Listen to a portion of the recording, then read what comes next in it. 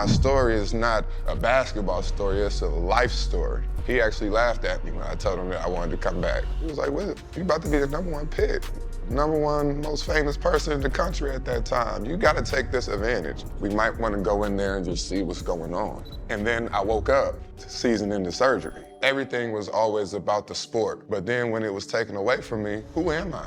You said I'm the biggest bust in NBA history. I don't let that term define me. All right, well, if Kevin Durant is this great, technically by comparison, I'm the biggest bust. Overcoming doubts, expectations, and narratives. And what's not in the pictures, the Percocet and the Vicodin that I would take just to sleep for 4 hours. You can go ahead and say you sober all you want to, but it's always an everyday thing. I'm always gonna be an alcoholic. I was no longer defined by basketball at that time. I can't blame anybody else because when I think about the what ifs, I think about the nights that I was out drinking, the nights that I didn't come back into the gym and got the extra shots up.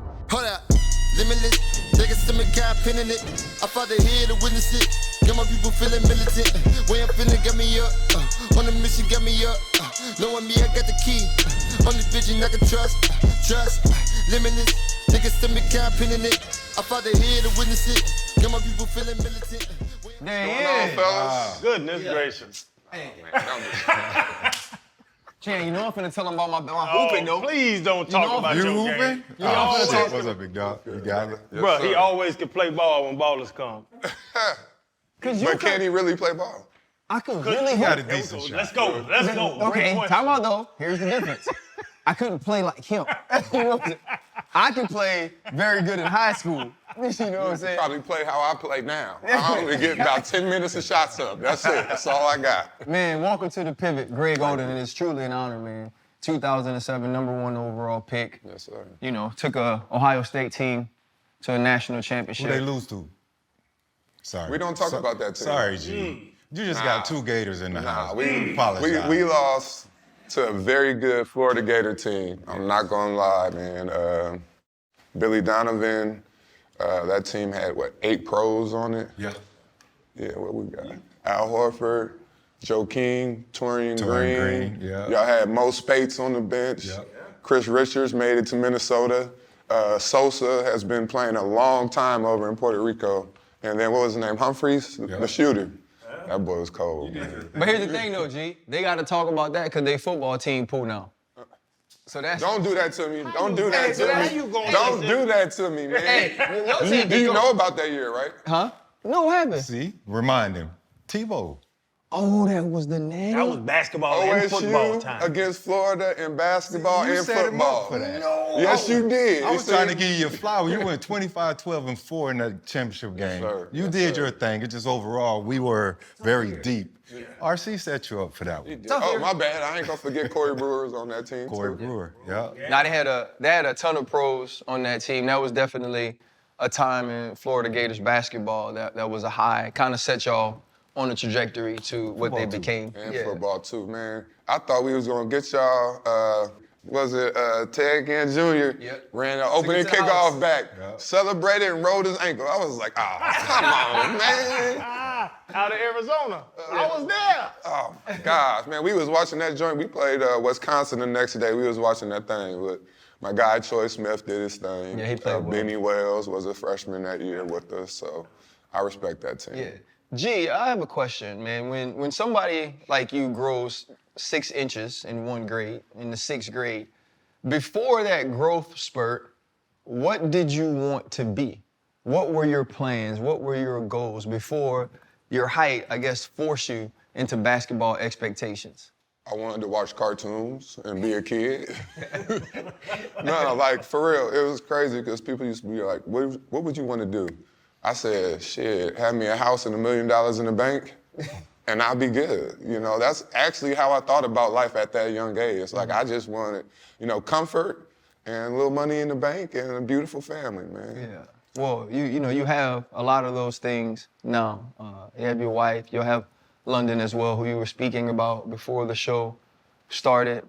Talk a little bit about being in Indiana, a place where basketball is king, right? If you can hoop there, I mean, the movies, the Hoosiers, and all of those things that go along with it. When you started to become Greg Oden and were leading teams to big-time games, Parade Player of the Year, Gatorade Player of the Year. How did you deal with some of those expectations as a teenager? As a teenager, I was such an introvert, man. I was usually at the movies, or I was on the basketball court. I never really looked at myself as a #1 player in the country. I never really thought I was even going to play in the NBA. I just played basketball. And I think that's a different mindset than what a lot of these kids have nowadays. But really, I just enjoy going out there, dunking on somebody, kicking somebody in the stomach, blocking a couple of shots. But I never really looked at the future. So at that time, I really mean it. I was just enjoying being a kid. A lot of that other stuff came with it. But, I had Mike Conley Sr., who was kind of over us, helping me and Mike Jr., and me and Mike Jr. was just cool because he would play video games and I would watch TV. So we never really needed any of that outside, energy. Bro, at some point, though, it had to click to you that you're Greg Oden.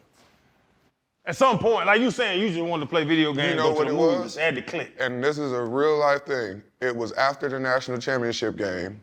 I was walking to class and I could not make it one block. I had to call my coach and say, I can't go to class. They're stopping cars in the middle, coming out, taking pictures, asking for autographs. I literally could not get to class. But I just made that walk the week before like it was nothing to class. So that's really when I knew, it was something big. Why would you go back to school, though? Because I wanted to get my degree. I wanted to get some education. I promised my mom I would get my degree. And I enjoyed Columbus. I really enjoyed going to Ohio State. One thing I say, I love Columbus so much, I live there now, but I loved it because I was able to be a kid. I was able to fail. I was able to go out, have fun, get in a little bit of trouble, and pick myself back up while also going out there and, becoming a better basketball player each day. And I really love that about Columbus. RC asked about the expectations. Shannon asked about becoming Greg Oden and realizing that. When was the first time you encountered pressure as it relates to your maturation through basketball? Well, I guess I'm gonna go 9th grade, where Pike beat us, Jeff Teague's old team, or his team now that he coaches for. But we lost to them by 8, and I missed 9 free throws. So, that next day, reading the paper, back in the day, we used to read the paper the next day to see what we did, what they gonna talk about. And I think that one was the first time, it really hurt seeing that. And I think that's actually when I started, all right, I gotta get better.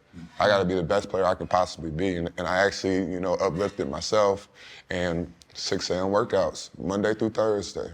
Me and Mike Conley, we would be at AAU tournaments. That's back when we had to go almost every weekend.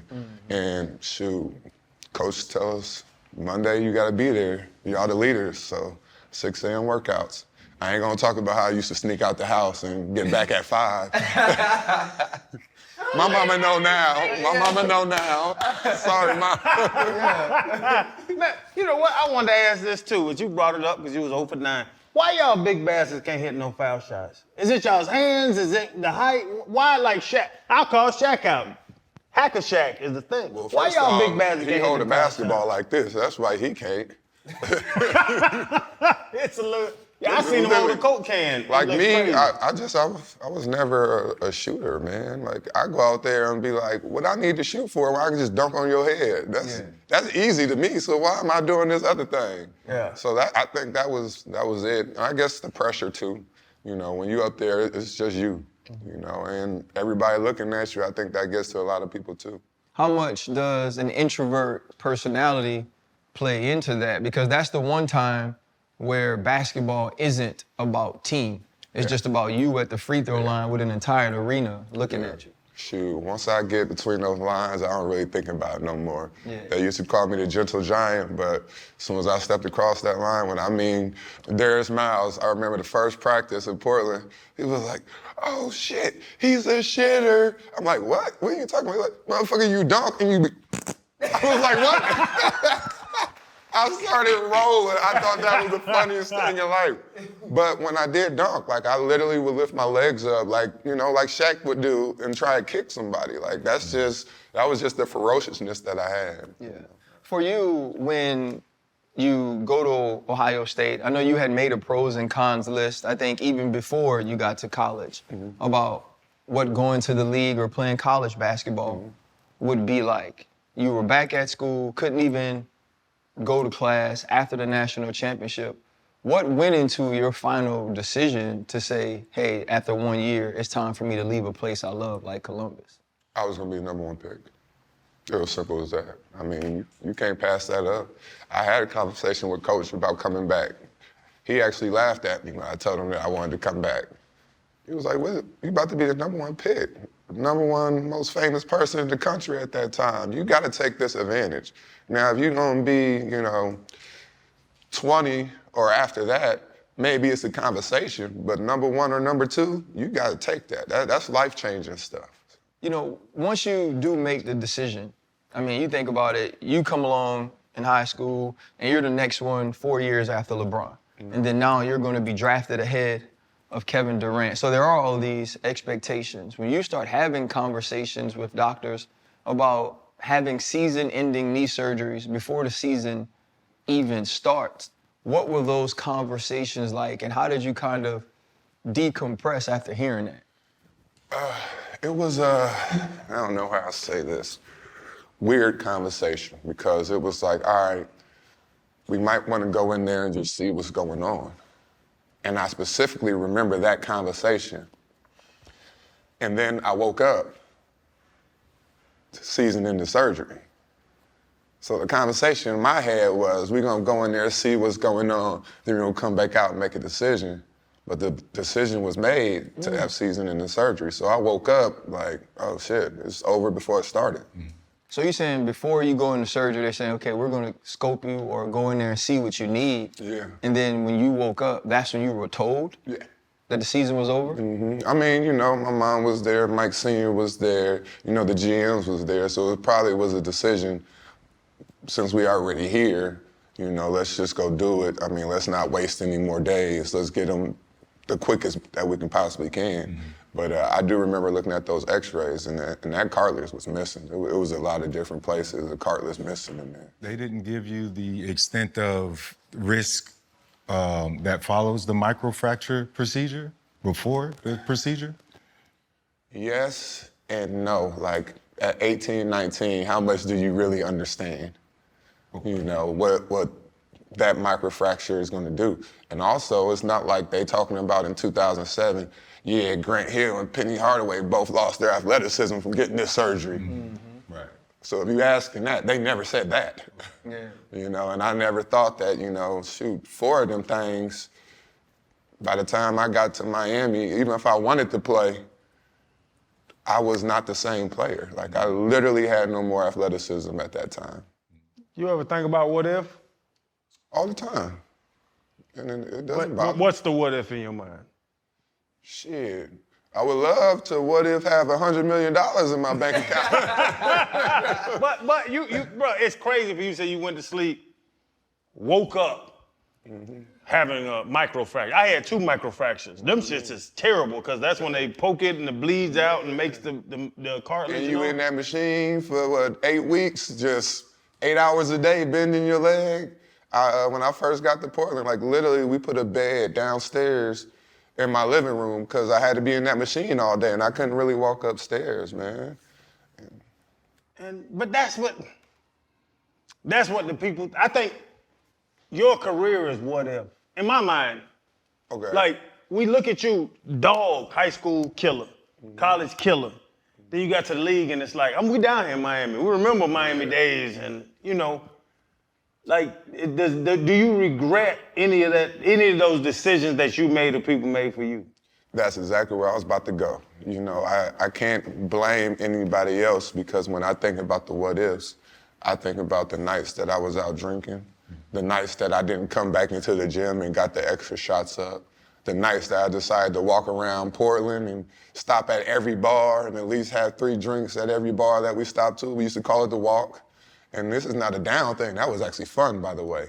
But I should have got my butt in that gym again, I don't need to be going to the gym early just to get out the alcohol. I probably should have got in early to get that extra lift in, to get that extra run in, to be in better shape, to start shooting my threes.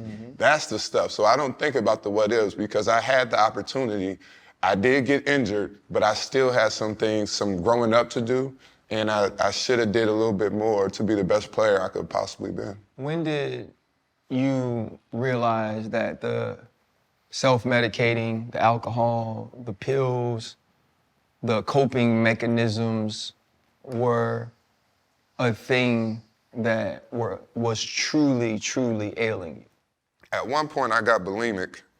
So to lose weight, I literally would be at a steakhouse and throw up every time I ate something.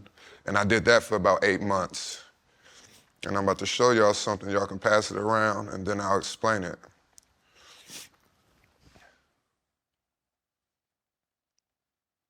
So you would eat Throw it up.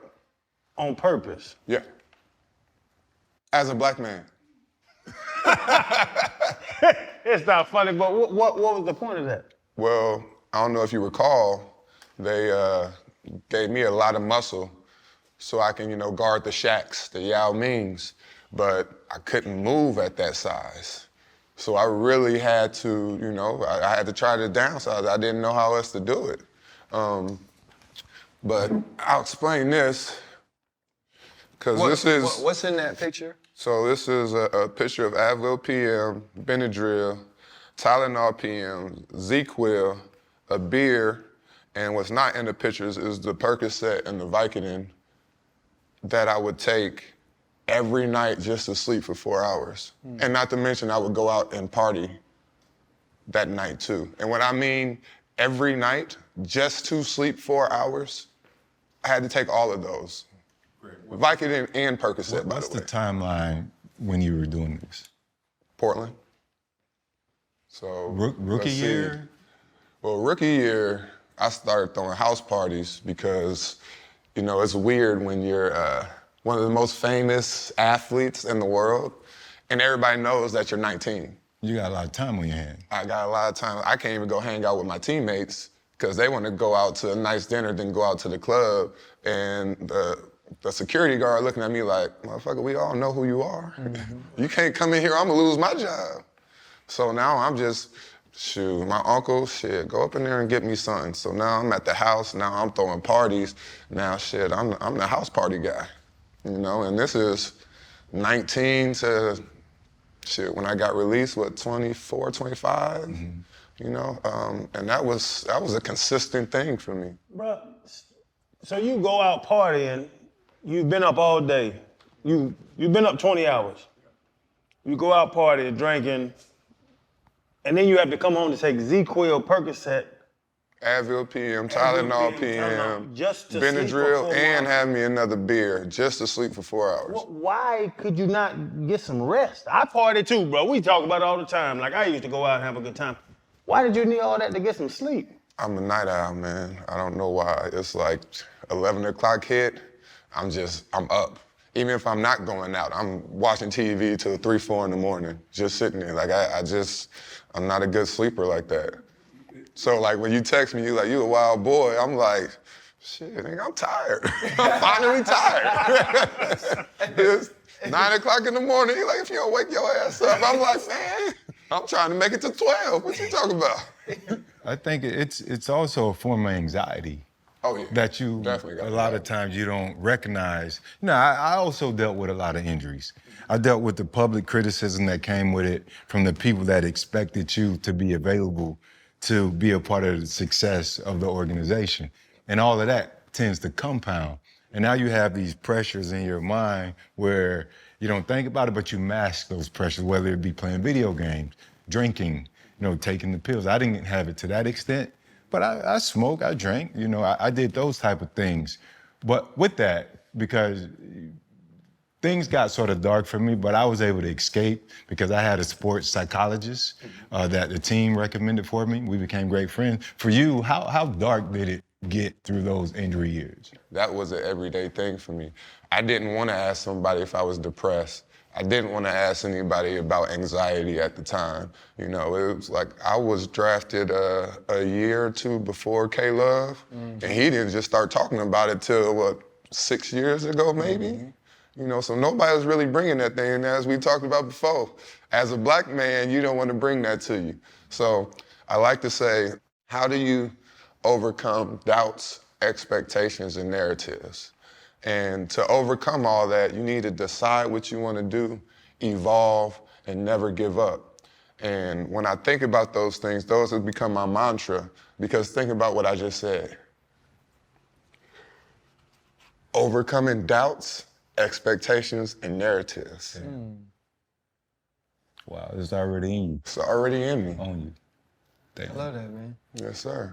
Along during that time, because I think people build up the narrative that everything was about injury, everything was about my career or your career not going in the way that it should, but your best friend Travis passes. Yep. Maurice Lucas Yep. as well, and then you have a cousin diagnosed with cancer who passes. That was like 3 months after. How much did losing people also affect you during that time? Well, Travis, that was a hard one. That was my best friend since the 4th grade.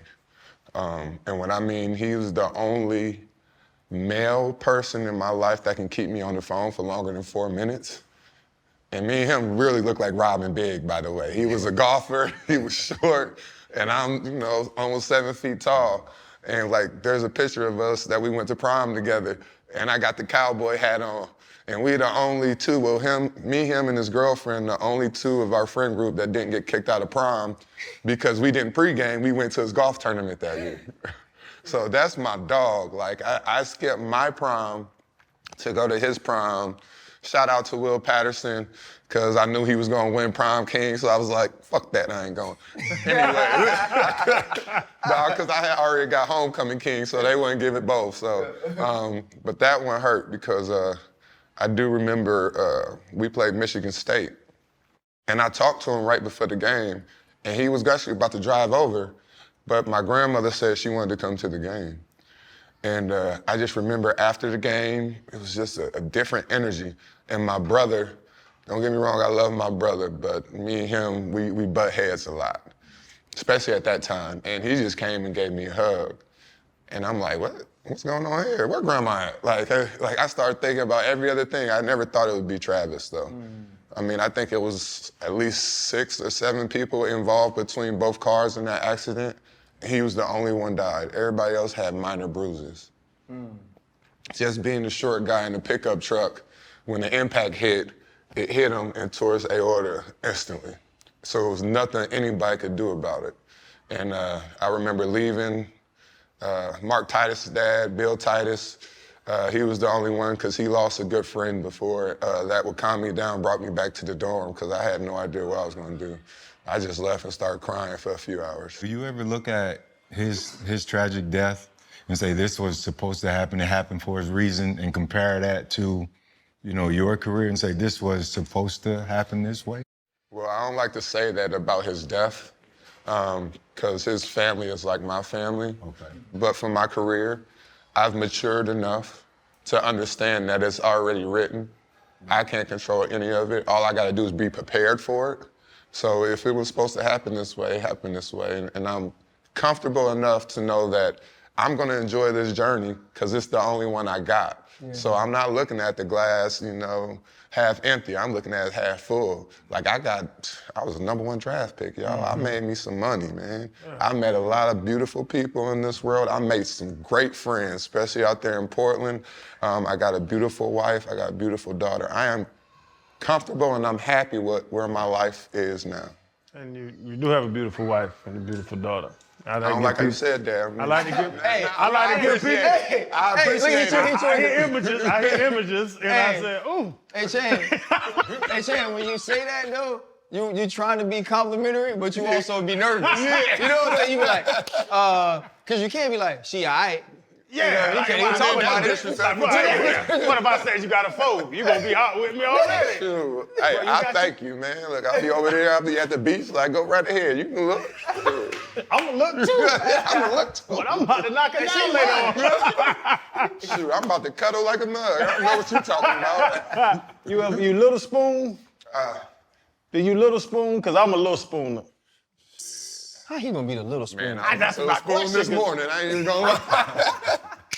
Nah, because I got to sleep with a pillow in between my legs, and I got to sleep one for my elbow. So it's a lot on her. So sometimes I turn away, and she come get me. Cuddle that little booty. Yeah, you know. Man, listen. This guy, boy. Hey, it'd be so funny. I be hearing some of this stuff. I be like, shit, that's what I think too. I'm gonna ask about the family though. Like, is it enough? Because it's crazy that you're younger than us. We watched you be the top of basketball. Mm-hmm. Is it enough for you now with your life, your wife, your daughter? Is it enough for you? Because like I asked earlier about the regrets and all that, like now you're sitting in a place of what? Happiness, gratefulness. Really? It is enough. And don't get me wrong, like I said, I would love $100 million in the bank account. Yes. But right now we got a beautiful home. My daughter just graduated 4th grade. My wife's doing her thing. She's an RN, real estate agent. She's trying to get a couple of group homes. When I really had to assess myself, I got Dr. Carr out of DC, the therapist. Mm-hmm. I really started realizing, and I was intentional about this when I retired, trying to figure out who I was, because everything was always about the sport. But then when it was taken away from me, who am I? Right. I didn't even know what I liked. If I take alcohol and partying out the equation in basketball, I'm literally a newborn baby again. So I really sat down and figured out what are some things that I like. I had to assess myself, and I realized I was a mentor. I really like doing this. I really like talking. I really like helping the younger generation or even helping others. So I don't know if y'all know this, for the past 7 years, I've been teaching financial literacy to athletes. So I enjoy doing stuff like that. Now I'm trying to get in the public speaking space because my story is not a basketball story, it's a life story. And then, what's up? Now I'm working with a sports management company, so I'm helping these kids get into college, you know. I can make any phone call to any college coach in the country and they're gonna pick up wondering, why the hell Greg Oden calling me? And I'm gonna be like, well, I got a kid that I just want y'all to take a look at. So I'm fulfilled in everything that I'm doing right now, but I know there's more to come. Seth Wickersham wrote a story about you, and he talked about some of the things you had been through. And in the story, you were working out at Ohio State, and you said on the biggest bust in NBA history, which I disagree with, first off. But Kevin Durant actually said, he's not a bust because he never actually had a chance because of the injuries. Why do you categorize yourself that way, so much so that there's a movie that you're executive producing called Bust? Well, for one, I don't let that term define me. Now, I'm gonna always give nothing but praise to KD. I really appreciate it when he said that. But also, I remember sitting in my living room when he hit that shot over KD when he was with Golden State. They played Cleveland, over right? LeBron? Yeah. He hit that long three, right? But do y'all remember what happened when they went to commercial? It was a Nike commercial. I was always number 2 draft pick, number 2 this. This is the first thing, so he top of the moment, and then another moment, and to me, it felt like I was shitting on. So for me, I'm looking at it like, all right, well, if Kevin Durant is this great, technically by comparison, I'm the biggest bust. That's how I looked at it. Now with the movie Bust, it's a fictional story that my guy Richie made, but when he actually dry called me, sent the email, and I looked over the script and I was like, I ain't gotta do nothing, okay. But I really resonated with the story because it's not about a bust. It's about somebody getting a second opportunity. And I think that's what's overlooked in that word. A bust is somebody that has the opportunity and did nothing with it and nothing happened. I think in this movie, in my life, I got the second opportunity and I played in the NBA Finals with the Miami Heat. You know, and that's kind of what's going on. I can't really give it all away about the movie, but that's a part of it as well. You know, he gets a second opportunity and we kind of look at him and go, you're not a fucking bust. You actually get another shot, so take fucking advantage of it, you know? So I look at that as well. There's a lot of things that happened after Miami that I can't really talk about legally. But I would just throw this out there. Y'all know what I mean by this. The Ray Rice situation, right? Yeah, I had something like that afterwards. And then I'm trying to rehab and come back. I still want to play. So you go to the NBA, and because Ray Rice, it was so fresh, goes, all right, well, we're not going to give you a suspension till you get on the team. Team says, I'm not going to sign you till I know he's going to be suspended.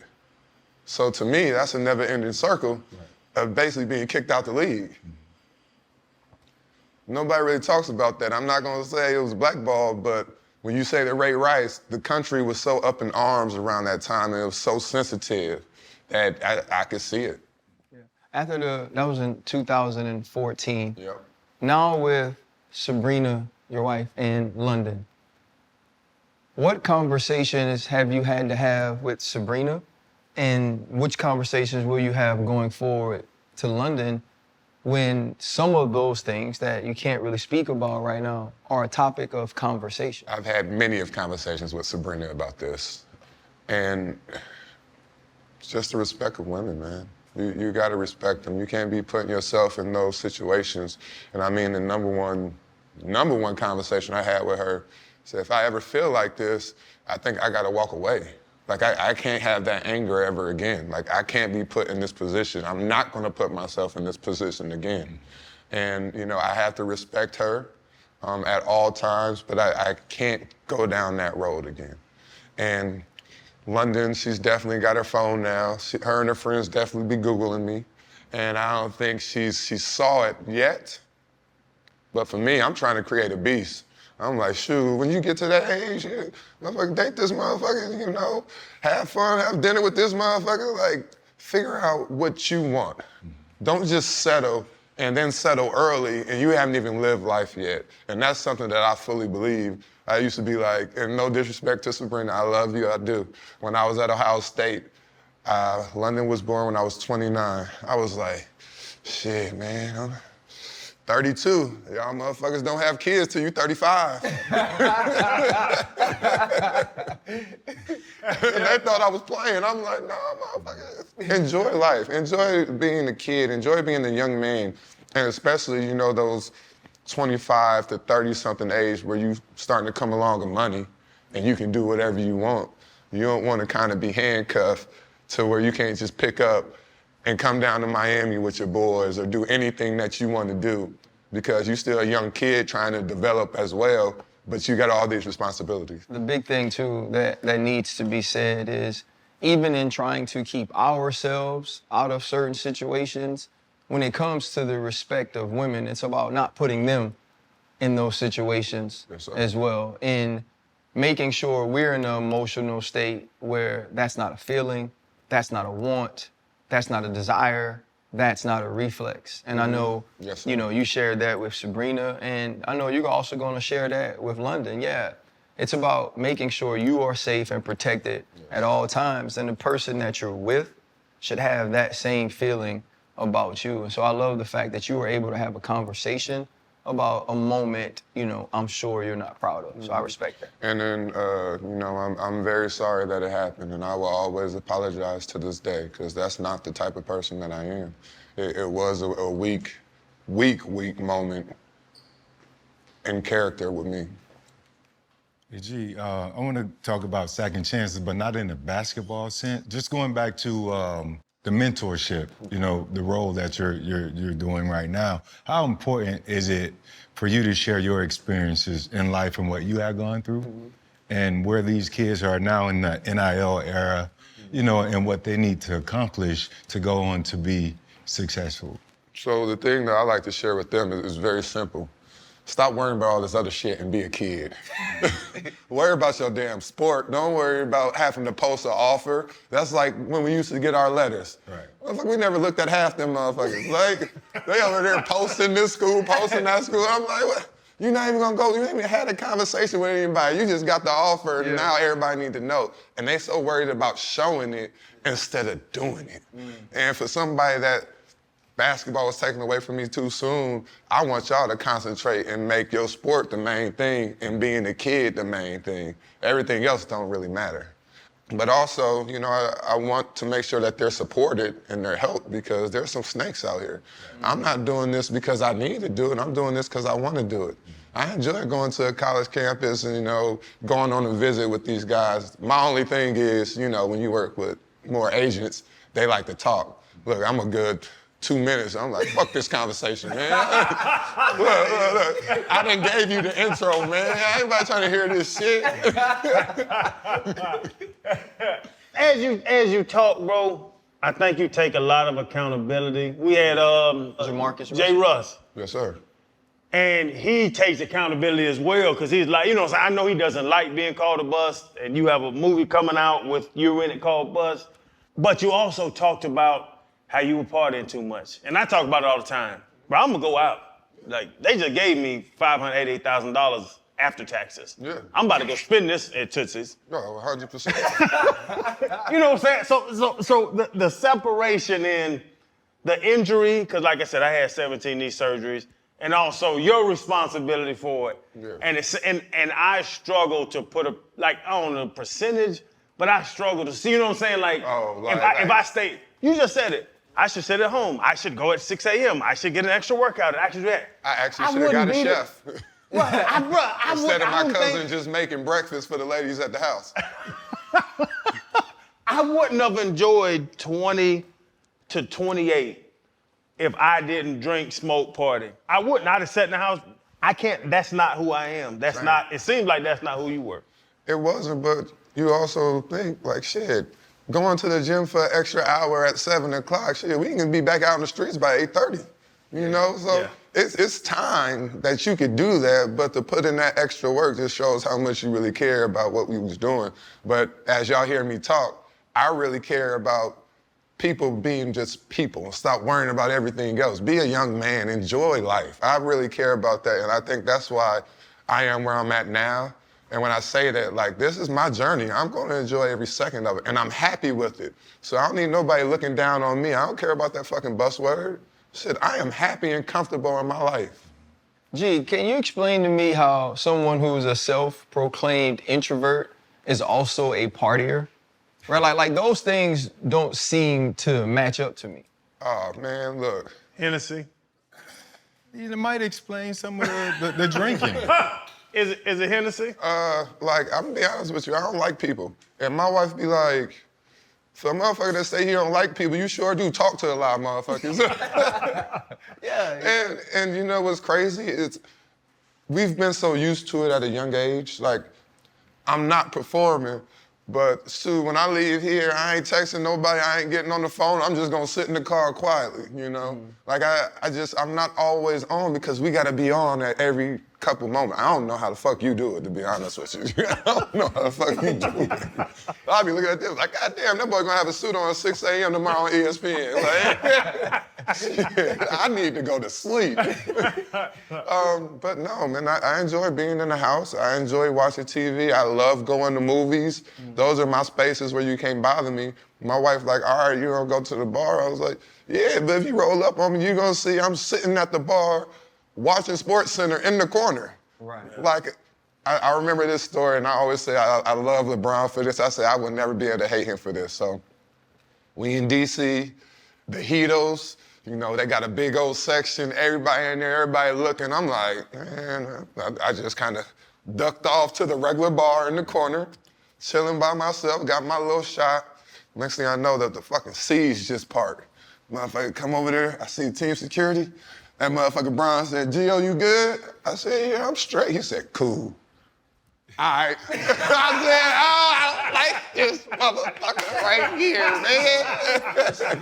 That's my favorite Brian story. I thought that was the coolest thing in life, that he actually came and checked on me. Yeah. But when I talk about the introvert, like, even out and all that, shoot, I was like, you want a section? Actually, if I can get a motherfucking chair at this bar, I don't really need a section. Chill. So, like, I'm out, but I'm not intentionally out talking to everybody. Mm-hmm. But I understand life now. Like, when I walked in, I forgot that I need to make sure I said hello to everybody. Mm-hmm. I understand that, but then I like my time to myself.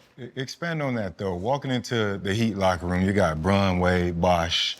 After a couple years away from the game, what did that do for your psyche? Like, did it restore confidence? Where did it put your mind? I was just happy to be back on the team. I was happy to have some new brothers. I was happy to play basketball again. Believe me, I was scared of the city. I gave myself 1 day a week, and that's usually me going to Prime just to have a dinner. Like, I rarely went out. My cheat meal, I went to the Denny's before it got tore down, right there up Biscayne Boulevard. Biscayne, yeah. Man, what? I was up in there getting All-American every Friday when we was in town. I didn't look at it as confidence. I looked at it as I wasn't gonna fuck this up because they just got 2 championships. So, I know y'all met with Beasley before. I don't think he told y'all, but shit, when we had off days, me and that motherfucker sat in his house or my house just drinking a bottle of Hennessy. Like, cause we was like, we not gonna get in trouble again. He already had his first stint here, and I'm like, shit, I'm just happy to get another opportunity, so I'm not gonna fuck this up. We ain't gonna go out, we ain't gonna be seen out. Cause I remember when I was in Portland, every time I would do something, I felt like I had to have a meeting with the GM. So like every day I'm walking in, yeah, I heard you was here, and I felt like a little fucking kid. God damn, man, I don't see me over here shivering. I'm trying to hide that from y'all, by the way. It's cold as fucking. Sorry about that. You can't be cold. You too goddamn big to be cold. Shit. I don't know what that got to do with And anything. also from the Midwest. Yes. Like, and I get cold. All us from the South. You know what I mean? Like, cold is not our thing. You should be used to it. Your body should be insulated in a different way. No, I still get cold. I'm a motherfucker to turn the air to 67, but I also got me a big ass cover on me. My wife be like, it's cold in the bitch. I be like, well, then wrap up, baby. Big dog, I gotta ask you about the Heat culture at Pat Riley and then when you was down here, because that's a big thing. Does that really mean something? Because culture is what it is. They always amp it up. But the Heatles won. Wade and Shaq them won. It's talent that wins. This culture thing doesn't really mean something down here. I would say the culture was started by Pat Riley, but it's brought on by Spo. Spo, I think, is one of the best coaches I've ever seen in my life, and how he handled all of those guys, those different personalities, because we're not just talking about CB, Brown, and D. Wade. We're talking about the Birdman. We're talking about Beasley, Mario Chalmers, Battier, who was my favorite person on that team, by the way. I hung out with him and Birdman more than I hung out with anybody else. And I'd be sitting there like, all right, we got a suburban mixed kid from outside of Michigan or outside of Detroit. And then you got this big, tall, born in Long Beach, raised in Texas. And I'd just be sitting in between them like, y'all motherfuckers really best friends?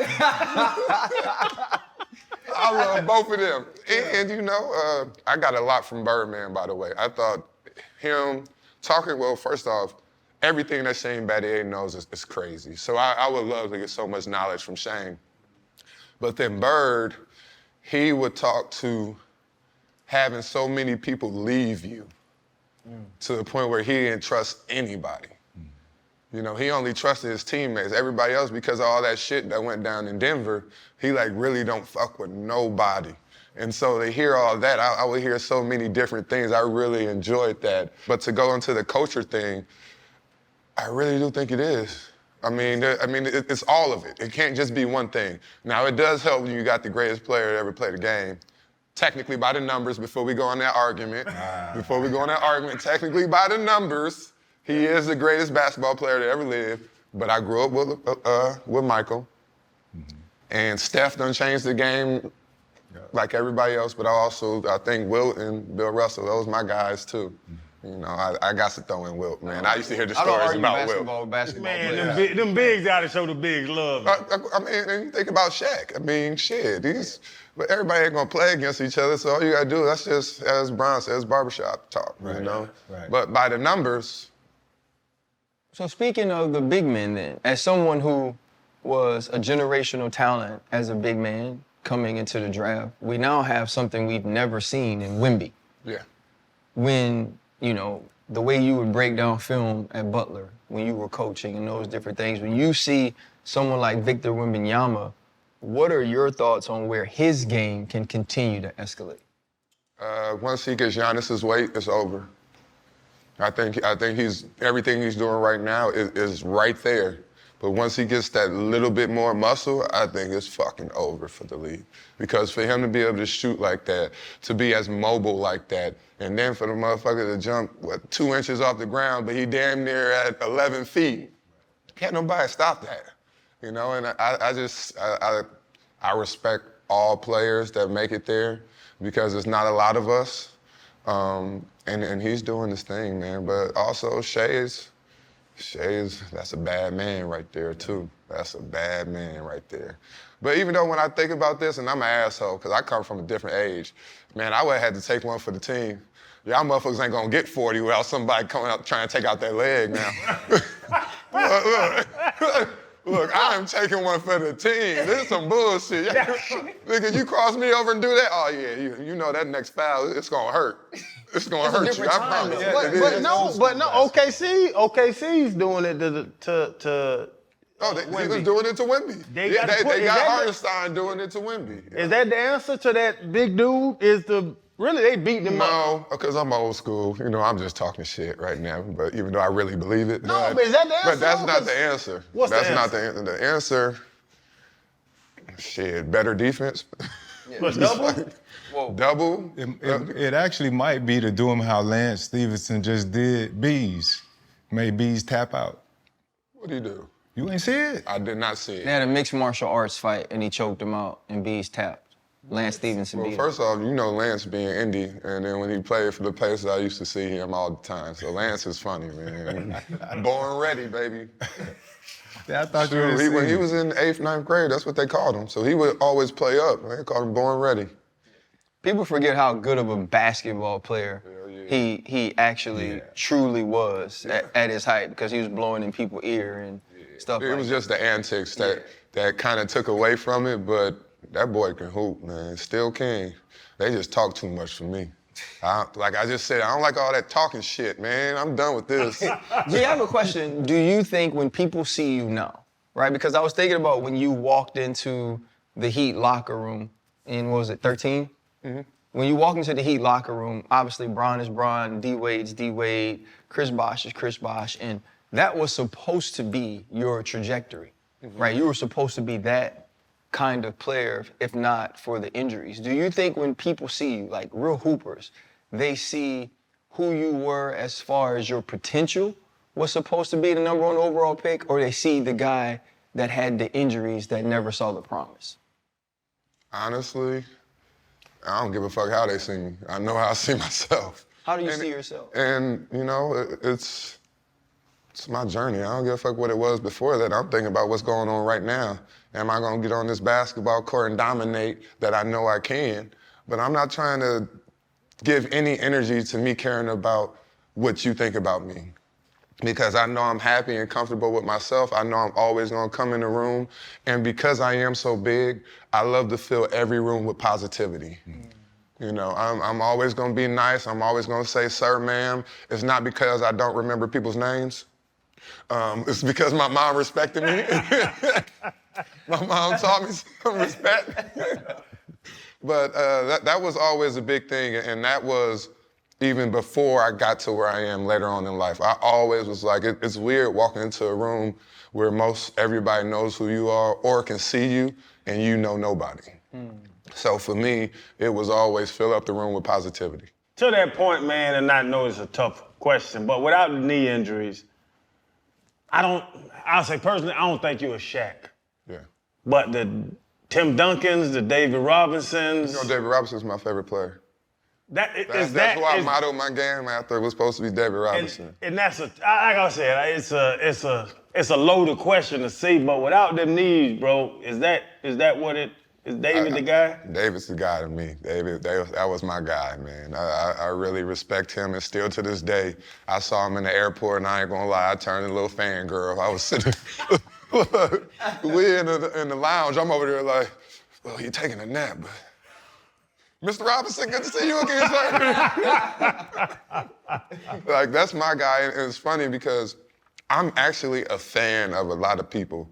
Like, A lot of people, they see other athletes and other celebrities, and I'm gonna be like, shit, I loved your movie. I'm just Greg Oden. I am a fan. That's all I want to tell you. I don't want nothing else. But I ain't gonna lie, I will ask a couple people for pictures because I'll be like, you know, and I thank Bron again. I went to see Lakers play the Pacers, and my daughter loves Bron, and you know, he don't take no pictures before, like when he was warming up. But he walked over there and he saw me and my daughter, and he took a picture with us, and I really do appreciate that. I know we're getting close to the end. Everybody needs people in their lives to believe in them. And I feel like Thad Matta is one of those people for you. Not only at Ohio State, but you coached under him as well.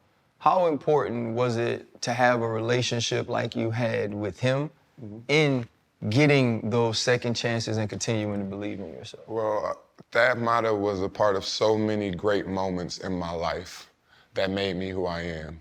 That's first getting to college, and then going back to college, and then getting my first coaching opportunity. And I'm just, when you think about that, when you hear me say that out loud, Thad Matta has really helped my life get to where it's at right now. He's given me every opportunity to be the best person I can possibly be, and every opportunity outside, if that's financial or just the opportunity to coach and be around kids again. And the biggest one was, for me, when I was going through my depression, when I got done after Miami, and I just didn't know what I was gonna do. He said, geez, just come to the gym. And I just started going to the gym. It gave me something to do, because I had nothing. Like, I literally would wake up and start drinking.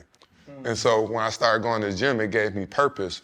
And I say that to say, 4 years later, I got my degree in sport industry, my bachelor's in sport industry.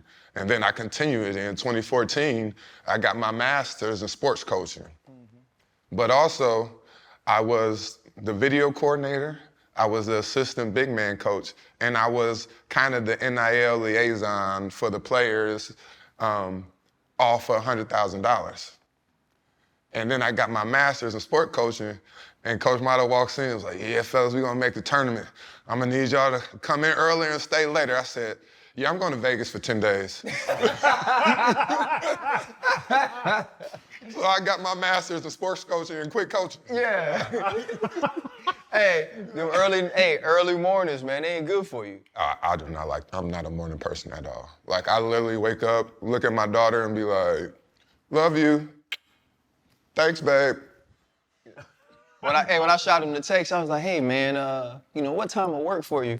He said, it has to be after 11. I'm not a morning person. I said, all right, cool, bet. And this morning he texted me, I was on the plane. I was like, you up early? He's like, man, I just wanted to make sure everything was good. I'm finna go back to sleep. Oh, yeah. Get your big ass out the bed. I slept till 10:30.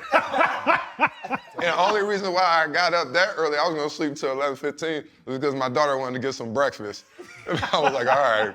So you're not a bus driver yet? Oh, hell, man, I would be a bus driver, by the way. That's a good one. Yeah, I mean, take drop-offs, man. But I can't fit, technically. I gotta have No, not like a real bus driver, but just dropping off baby girl to school early in the morning. If I do, that's only because I'm gonna go to Lifetime after. Okay. So knock my workout out. reason. And then I would go right back to sleep for the next 4 hours. Gee, when you go to Lifetime, people don't walk up to you, talk do to all you, the time. have conversations. They do. Do they always know who you are? Most of the time. Because you at that fancy gym. Yeah, man. Sure, I spend that money, I'm definitely going. I don't care. I go Planet Fitness. I know my cousin like playing fitness, but I like to take a shower afterwards. So I'm too big. I say this, you can't be big, mean, ugly, and funky, right? And two of those you can't control. Right? Yeah. So I can't be mean and funky. So I always tell these kids, get your ass in that goddamn shower. That's a bar. Yeah, and I'll be in the YMCA, like the village people. I mean, I grew up in the Boys and Girls Club, so. Yeah, we always ask our guests, what's their biggest pivot in life? That's the moment you can look back on and say, because this happened to me or for me, I am who I am today. Biggest pivot of life for me. I think it was Thad Matta telling me just to come to the gym. I think that one, when I went back to school, my daughter was born around that time. That one was the biggest pivot for me because I was no longer defined by basketball at that time. Now, I was working and coaching, but that chapter of me was now officially over. I'll always be known and represented with basketball, but I personally recognize myself as Greg Oden, the nice human being, the gentle giant, and it was no more Greg Oden, the basketball player. Because shit, through a span of 6 years on the team and through a span of 10 years, I barely fucking played basketball. So, I had to get that one out my head anyways. Retiring is like a death for a lot of us, in the sense that it's something we did our entire lives. It's been a part of us for so long, and now we can no longer do that thing, be that thing, or see that thing. Was there any part of retiring or letting basketball no longer define you that was a relief for you? I would say more of a release because I was finally comfortable in my own skin. Like I didn't get a chance to talk about my anxiety story playing with the Heat, as he talked about me walking into that locker room. Well, we had one of our season ticket holder dinners, and I remember having my suit on, right? And going in there, I'm talking, I'm doing the dance, and then I remember going home and taking off that suit jacket, and everything but that one little area was wet as shit. And that's when I knew it while I was there. I was just like, I used to have public anxiety. Mm-hmm. That's when I talked about you walk a room, everybody know who you are, and you never know who they are. And so that's the one where I really noticed it after leaving that event. But yeah, that one was pretty bad. But now I'm more comfortable. I don't sweat as much, but I do actually a lot wake up with the cold sweats. A lot. And I don't change clothes 3 times in the night. Have no idea. No problems, no nothing. It could be a day I'm not even drinking or had anything for a while, a week. Just wake up in cold sweats. And so I don't know what that one speaks to, but I know y'all looking at me like, y'all might need to talk to a brother. Or you might need to get somebody to talk to you, because I do go through some things, but as we talked about, as a black man, sometimes I feel like I don't like to, even though this is one of the most public spaces you can actually talk about it in, but I'm comfortable in myself, and I know there's some things I still need to work on. As we both know, going through those pains, the partying, you can go ahead and say you sober all you want to, but it's always an everyday thing. I'm always gonna be an alcoholic. It don't matter if I ain't drink for 2 or 3 years, or if I drank yesterday. I'm always gonna have to deal with that and take a step every day to just be better and better. So. You do drink sometimes now, yeah, correct? I like my wine, I ain't gonna lie. How did you, I have been sober for 3 years and 8 months now. How did you come to the decision to be able to say, I am an alcoholic, but I also trust myself enough to take a drink?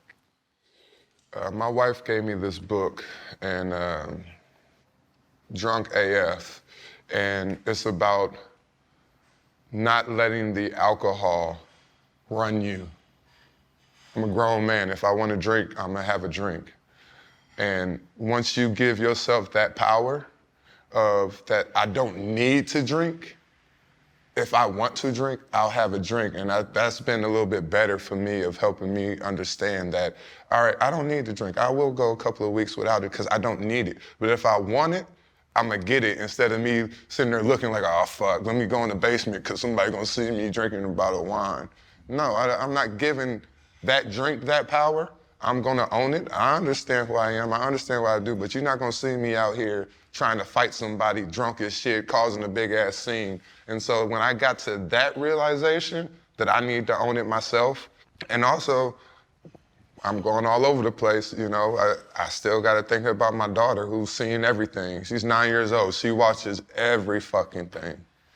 And she'll come up to me sometimes and be like, you only get one, and I understand that. And I gotta do that for her sometimes, but I'm not giving the alcohol that power over me anymore. Man, thank you so much for being so open. I feel like I've been bothering you for like 2 years now. Man, you haven't been bothering me, man. I'm just so happy we can make this work. Nah, man, I really appreciate you. Like, what we try to do is tell stories in a different way, but you actually are the person telling the story, and I do believe this is gonna help a lot of people who only know your story from the periphery and from the outside to know a little bit about some of the journey that's taken you to get to this spot, man. So appreciate you. Man, well, first off, I thank you guys for providing this platform for people to come tell their stories. You know, if anybody want to invest in the movie bus, you can go ahead and look it up. We're gonna need some distribution. I'm just letting y'all know if anybody want to give me some money, I'll take that too. I'm Greg Oden on IG. No. I gotta ask though, y'all wash at the gym? I go home. I'm close. You take a shower at the gym naked? I got shower shoes. And I don't walk around naked like all them other men. I'll be like, put your dick up, man. Y'all talked about it, I let it go, but I was like, man, how the hell you bathe at a gym? I got my towel, you know, I walk over to the shower.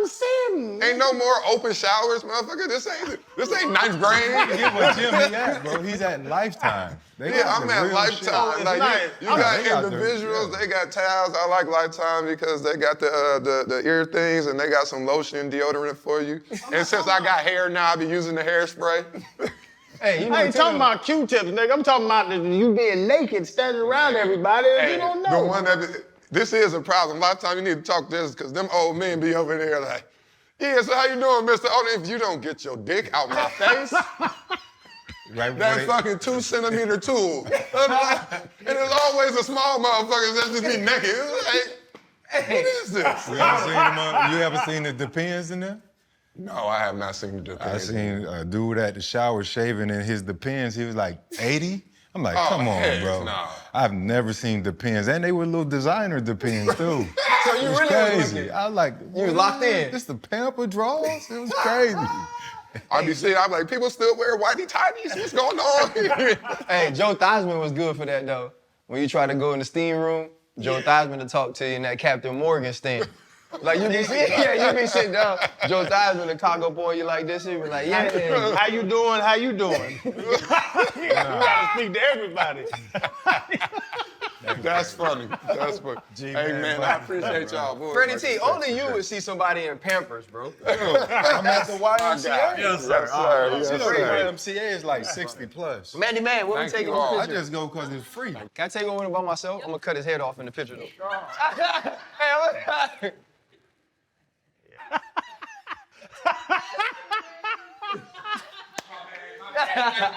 Hey, that was all good. Appreciate it. Me and Shaq had, we got a joke now going. Every time I say about the bitch, you put your fucking elbow on my head, we gonna rumble. Shit, what you gonna do?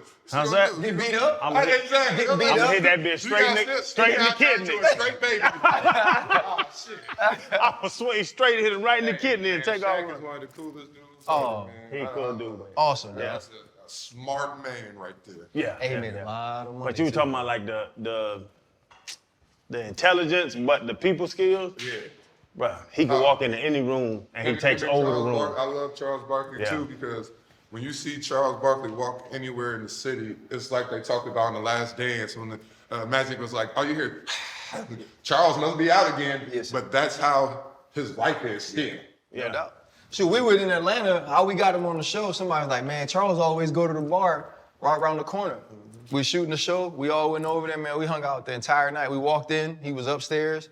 We just sat down, chopped it up with him. 3 A couple hours. of weeks later, he was on the show. Came on the show. That's awesome. Yeah, man. Y'all really are doing great things. I love watching y'all. I'll be cracking up. I'll be like, shit, that's me.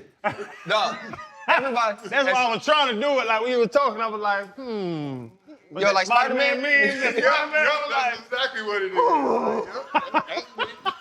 Hold up, limitless.